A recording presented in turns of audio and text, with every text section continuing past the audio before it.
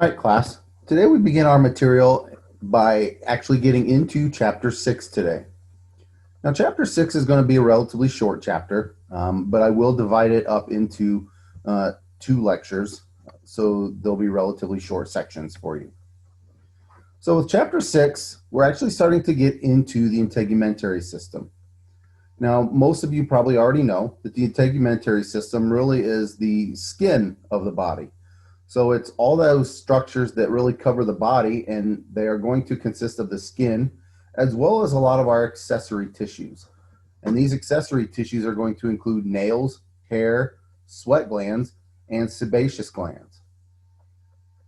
Now, when we talk about the skin, we have a specific name called the integument. And this integument is the cutaneous membrane. Whenever you see that word cutaneous, we're often referring to the skin tissue.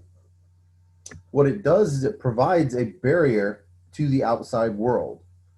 And it also, when we look at it from a health perspective, it can be a visual indicator of our physiology and our health. Now, we have a specific type of, I guess if you want to call it science, or a specific type of health or medicine that deals with the integumentary system, and that's called dermatology. And so dermatology is the study of the skin. So what are some of the layers of the integument? Well, we have three major layers. We have the epidermis, the dermis, and the hypodermis. The epidermis is that kind of outer layer. It's made of stratified squamous epithelium as far as a cell type. And again, it's kind of the outermost layers of the skin tissue and outermost layers of cells. As we go deeper into the tissue, we now get to what we call the dermis. And the dermis is this next deeper layer, and it's primarily dense, irregular connective tissue. Now, below the dermal layer, we now get to the hypodermis. And so the hypodermis is deep to the dermis. It's kind of a subcutaneous layer, so it's really the layer, what we consider the layer of skin, but it's actually below the skin layer or below skin level. And it's made of a layer of alveolar and connective tissue. And again, is not technically part of the integumentary system. If we take a kind of a look at a graphic of the layers of the integument, you can see that as far as the integument actually goes, here's our epidermis. And you can see that it's this layer of a lot of flattened type cells. You can see here then, we now look at our dermal layer, and that's kind of this next layer, and you can see some of these ridges along there. And we'll talk about the dermal papillae here coming up. And then we get down into this hypodermis, or this subcutaneous layer. And you'll notice down here that it's also made up of a lot of adipose, or fat tissue. So our epidermis is first. So the epidermis is this epithelium of the integument, okay? So it's really a bunch of different types of cells that help make up these different components of that layer. We're going to find that the cells are going to be keratinized, stratified squamous epithelium. And when we look at the layers of the epidermis, we have a little acronym that you can utilize, and they do go from most superficial to the most deepest layer. And so we basically look at the acronym Cute Little Girls Sing Badly. You take the C, the L, the G, the S, and the B, obviously, of each of those letters, and that gives us these layers. Now, in the layers here, we've actually listed them from deepest to superficial. So if we start down at the bottom, stratum corneum is the most superficial layer. Stratum lucidum is going to be the next layer. Granulosum, spinosum. And then stratum basale is going to be the deepest of those 5 layers. The first 3 layers are going to be composed of living keratinocytes. Okay, so that's going to be the stratum basale, the stratum spinosum, and the stratum granulosum. So if we look at the stratum basale, again, this is the deepest epidermal layer. We have a single layer of cuboidal to low columnar shaped cells Basically, these look like little cubes or essentially little columns, and that's kind of their shape. There are three different cell types that we typically find in the stratum basale. We have our keratinocytes, our melanocytes, and our different tactile cells. So if we look at the keratinocytes really are found in all layers. Those in the stratum basale really are large stem cells. And so what these cells then do is they divide to help regenerate new cells. And so we continuously are making and dividing, creating new cells that end up getting shifted into the more superficial layers. They also synthesize keratin, and this is a protein that helps to give the epidermis a little bit more strength. Our second type of cell is a melanocyte. Now, our melanocytes are going to be scattered amongst the keratinocytes within that stratum basale. The major characteristic of melanocytes is they produce and store the pigment melanin in response to ultraviolet light. And so they end up transferring these pigment granules, these melanosomes, into our keratinocytes. And then what these melanosomes do is they help to shield the nuclear DNA from UV radiation. So these basically, melanin really is kind of a protective mechanism for the body as far as trying to protect it against UV radiation, typically from the sun. So we have this skin color map. Again, melanin basically is what gives our skin a lighter color or a darker color. Obviously, with more melanin, you have a darker skin color, darker skin tone. And so if we kind of look, excuse me, right across the equator here, you'll notice that where the sun is the hottest or is the strongest or the most intense, you'll notice that that's where our skin colors become significantly darker. You can see especially right through kind of the Middle East into Africa, where essentially we are looking at relatively dark-skinned individuals. Whereas now when you look at the northern hemispheres and into the southern hemisphere, which it's hard to see, especially down into Antarctica, but especially more into the likes of Canada and Russia and Northern Europe here, you'll notice that the skin colors are significantly lighter. And again, this is because the sun isn't as intense, and so we don't have quite the need to try to protect ourselves and protect our bodies from the intense UV radiation that the sun is actually giving off.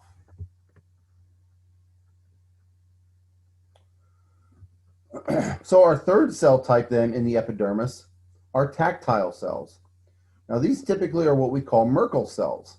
They're relatively few in number, but they are very sensitive to touch. And so what happens then is when these Merkel cells are actually compressed, what they do is they release chemicals, and the release of these chemicals help to stimulate these sensory nerve endings. And this basically tells our nerves to send a signal up to the brain so that the brain can interpret some sort of sense of touch. So now we get into our next layer, and that's going to be the stratum spinosum. Now there are several layers of polygonal keratinocytes in this layer. These cells, these keratinocytes, are actually the daughter cells from the stratum basale that get pushed into this layer after cell division. Non-dividing keratinocytes are going to be attached by intercellular junctions, again called desmosomes, which we talked about in earlier chapters. These desmosomes are these intercellular junctions that basically we notice as spot welds, or if we remember, kind of like zipper teeth. And they basically allow some sort of flexibility, a little bit of give and take to allow different cells to slide. We also then have the epidermal dendritic cells, and these are called Langerhans cells, and these are found in the stratum spinosum as well as the stratum granulosum. And these Langerhans cells initiate the immune response within the epidermis. Our third layer is the stratum granulosum. Now, the stratum granulosum has about 3 to 5 layers of keratinocytes. The keratinocytes actually begin keratinization, and these keratinocytes are actually then filling with keratin. And what we end up finding out then is as we get to this layer, we start to see that the nucleus and the organelles begin to disintegrate. And essentially, the stratum granulosum really is kind of one of our first layers where we start to see cell death or dead cells. And so again, this is the stratum granulosum. Our fourth layer, second from the superficial aspect of the skin, is the stratum lucidum. And this is kind of a translucent layer of cells that usually about 2 to cell layers thick. But we typically only find them on areas of thick skin, typically around the palms of the hands and the soles of the feet. And one thing that we'll find is that the cells are filled with a translucent protein called ellatin. Our fifth layer is the stratum corneum. This is the most superficial layer of our epidermis, and it's composed of about 20 to 30 layers of dead, interlocking keratinized cells. This stratum corneum basically provides us with a dry, thickened surface that's protective against abrasion and infection. We also find that we remove a lot of these cells off throughout any given day. So if we take a look here and we look at these individual layers, again, here we took our epidermal layer, and you can see all of these components or all of these layers of our epidermis, all the way down into our dermal layer. So here's our stratum basale. Again, you can see this layer of cells, kind of cuboidal to columnar. These basically are our stem cells, where again, we are going through cell division. These cells then get pushed up into this stratum spinosum. Okay, these are still living cells. They're still alive, so they are the daughter cells of this stratum basale.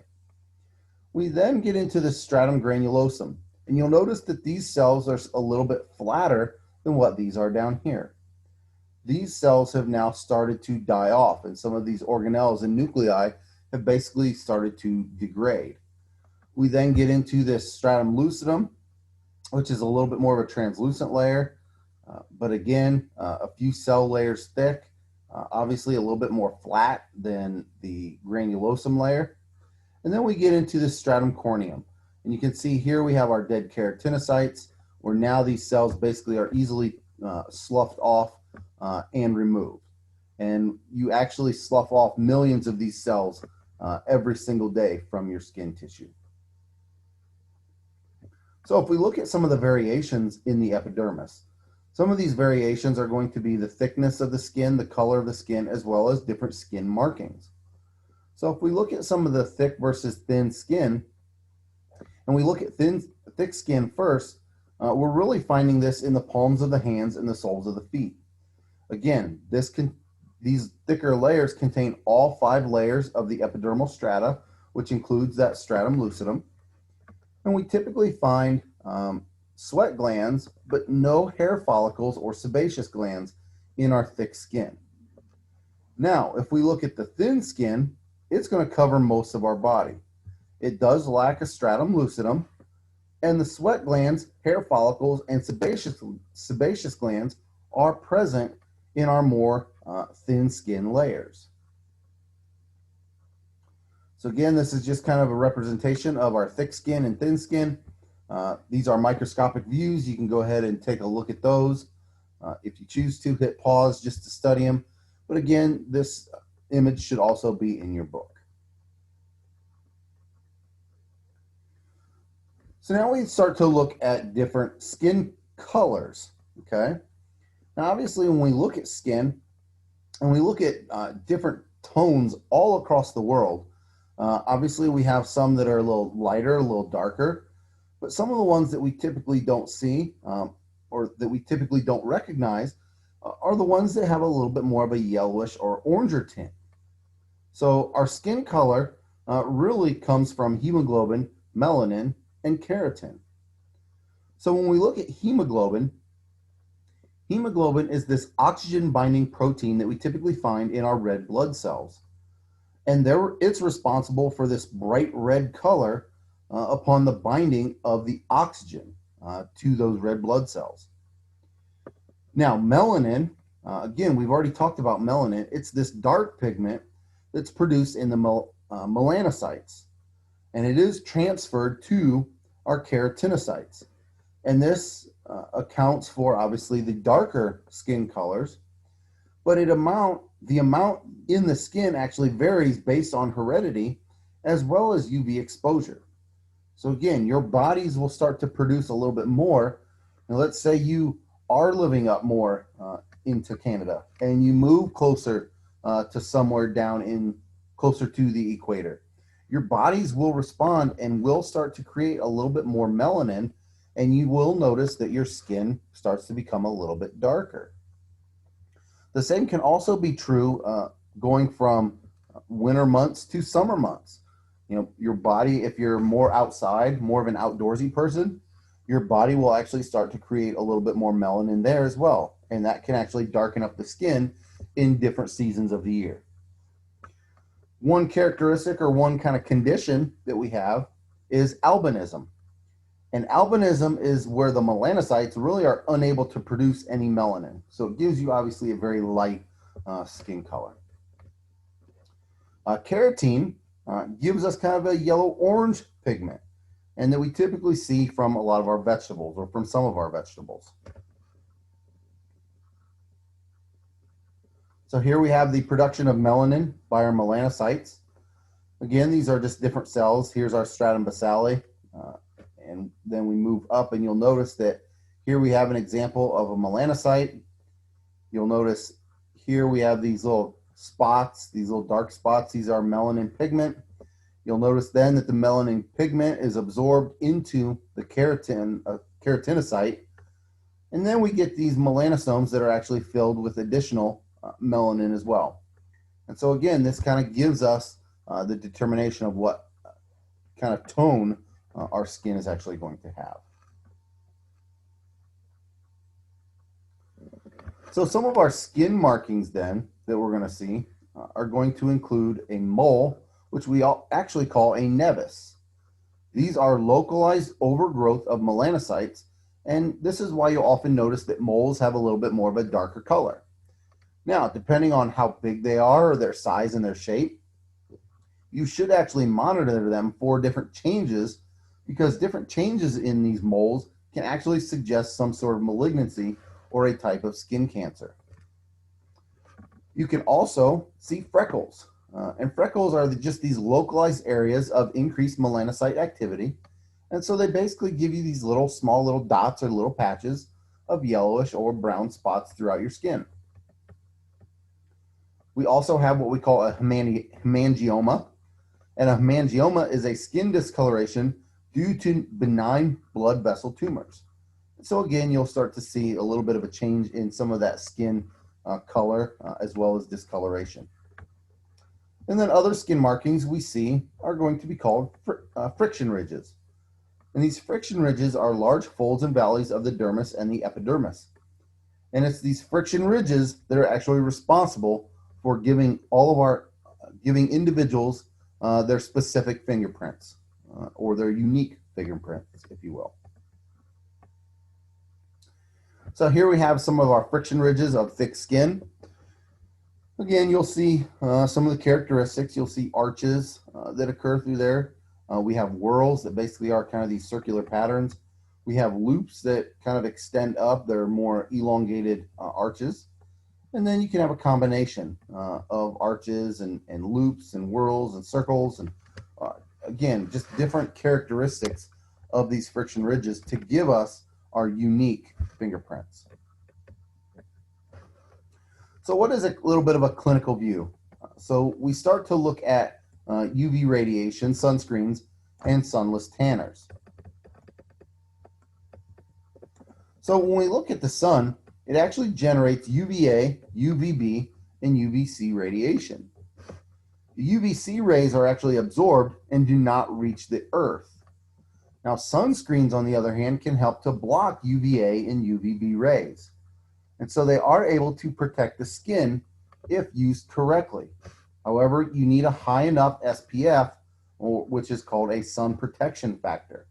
So you'll notice that number on a lot of our sunscreens and sunblocks, SPF 20, SPF 30, SPF 50. Obviously, the higher number, the more sun protection factor you have within that sunscreen. Sunless tanners, on the other hand, they create tan skin without using UV light exposure.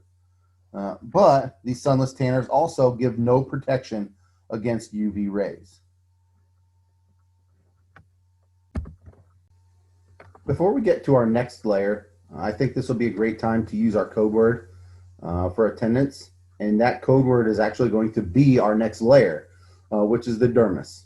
So again, the code word for today's attendance is dermis. Now our next layer is the dermis. So now we've moved away from the epidermis. We've moved away from all these layers of keratinocytes and melanocytes. And now we're going a little bit deeper into the skin layer, into that integument.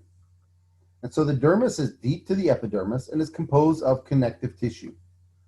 There are other structures that are present in the dermal layers. These structures are going to include blood vessels, sweat glands, sebaceous glands, hair follicles, nail roots, sensory nerve endings, and our erector pili muscles. When we look at the dermal layer, we actually find that there are two layers, the papillary layer and the reticular layer. The papillary layer of the dermis is the superficial region of this dermal layer and is directly deep to the epidermis. We typically are going to find areolar connective tissue, and the papillary layer is named for the projections of the dermis, which are called dermal papillae. These dermal papillae interlock with the epidermal ridges to help to increase the area of contact between the layers. Our second layer of the dermis is the reticular layer.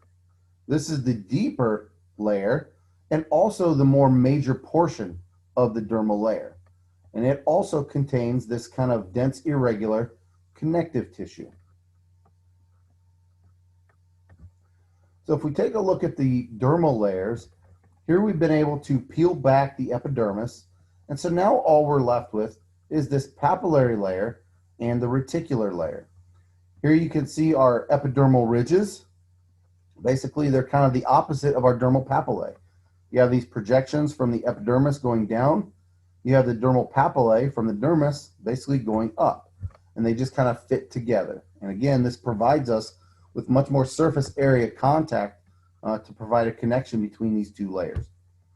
When we look at these papillary and reticular layers, you'll notice that the papillary layer is a relatively thin layer and really just kind of contains these dermal papillae.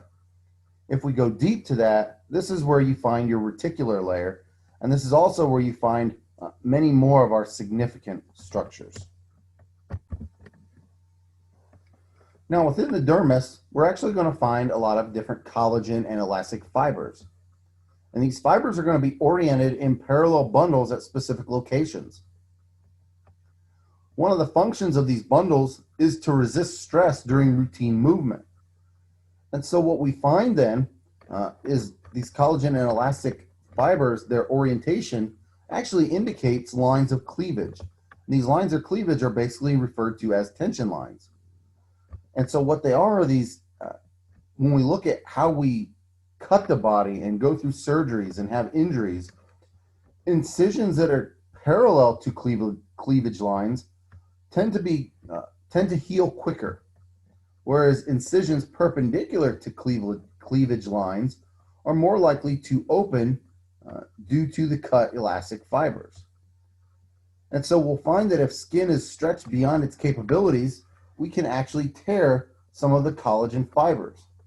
And when we start to tear the collagen fibers, it decreases the stability of the tissue.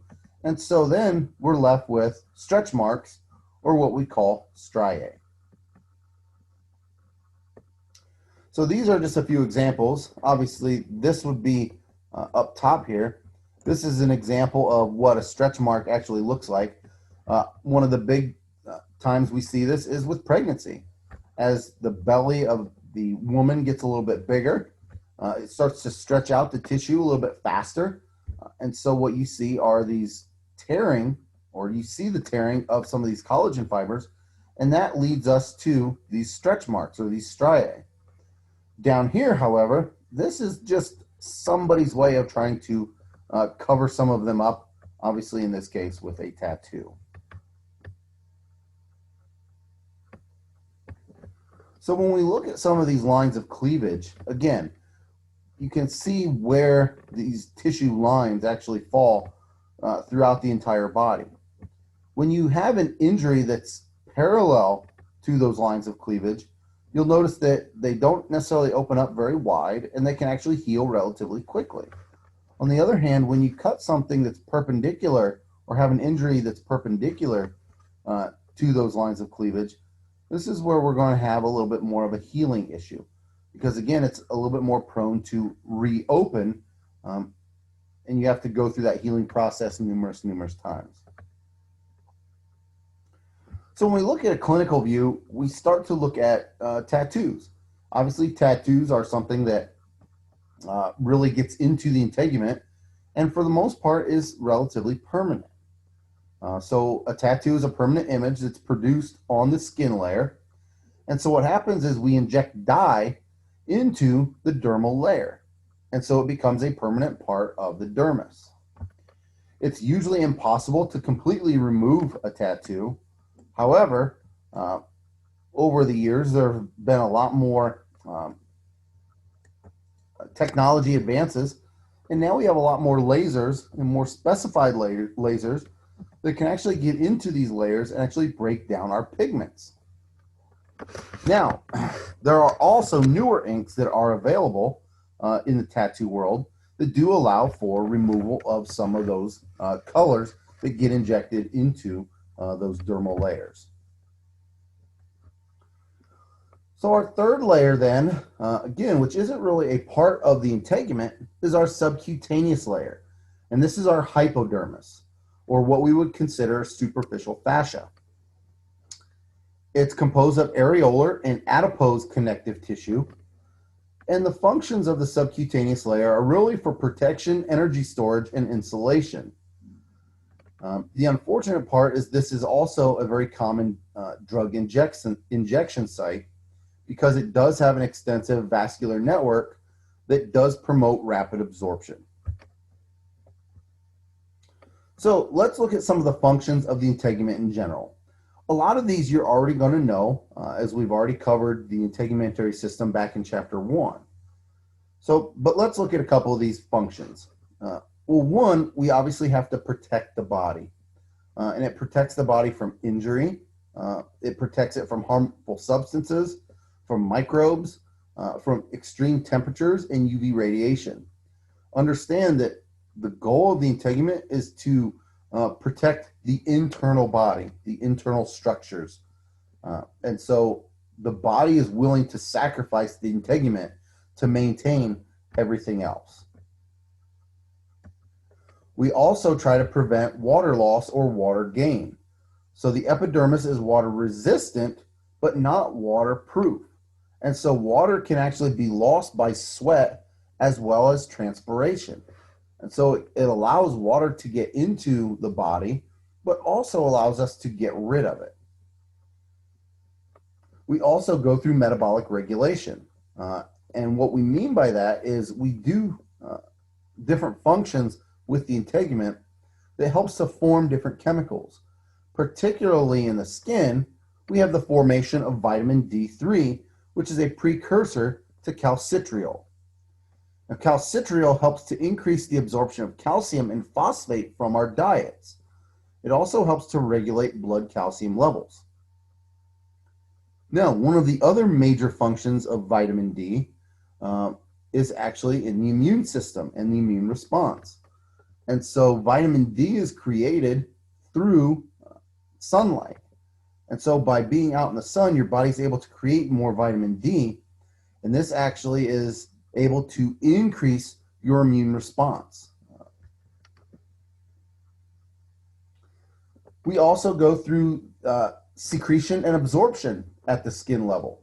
So waste products are going to be secreted onto the skin surface during sweating, and the skin can absorb some chemicals and drugs, but can block others. Now, the skin is typically going to be very selectively permeable, which means some drugs can get in and some can't, which is why the skin is actually very suitable for transdermal administration of some drugs that we can put in patches and you can just place right on the skin. The skin also functions in the immune response. Again, we talked about its creation of vitamin D, but we also have those dendritic cells in the epidermis and the dermis that are capable of initiating specific immune responses. One of the other functions of the integument or the skin is for temperature regulation. If we look back at the layers and we look at the dermal layer specifically, where we have all these blood vessels that are located within it, it allows these blood vessels to be capable of vasoconstriction or vasodilation. Now, vasoconstriction is where the blood vessel begins to constrict. Vasodilation is where the blood vessel opens up. With vasoconstriction, then, by creating a smaller blood vessel diameter, you're actually able to conserve heat within the body. So you don't allow as much blood to get into those vessels. With vasodilation, you open up the blood vessel. That allows more blood to actually get through the vessel. And by getting more blood to the vessel, you're actually able to release heat from that bloodstream. And then you also have the sensory reception response, so kind of a neurological response. And so the skin is very, very extensive in its innervation, and it allows for the detection of specific stimuli. Okay.